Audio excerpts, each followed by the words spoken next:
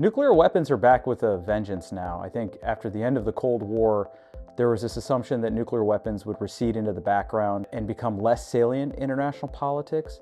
But I think over the last 10 years especially, we've seen a resurgence of nuclear threats and challenges from every corner in the globe. From a resurgent Russia, where Putin uses nuclear weapons to seek his regional objectives, the rise of China as it seeks to be a nuclear superpower, North Korea. We just saw a conflict between India and Pakistan, and then obviously Iran's nuclear program in the recent conflict. And so with every corner of the globe now, it's impossible for nuclear weapons to not touch geopolitics. And we layer on top of that changes in US domestic politics and across our alliances.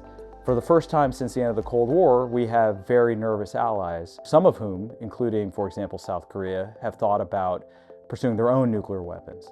And so we're facing an unprecedented set of challenges, both in terms of nuclear proliferation, but also nuclear deterrence and strategy. It was an honor and a privilege to serve as the principal deputy and then the acting assistant secretary of defense for space policy, which was a sort of a catch-all office that had space policy, cyber policy for a while, and then nuclear and countering weapons and mass destruction policy. I probably spent the bulk of my time on nuclear and countering weapons and mass destruction policy, but it was all hands on deck, and we tried to address these unprecedented challenges.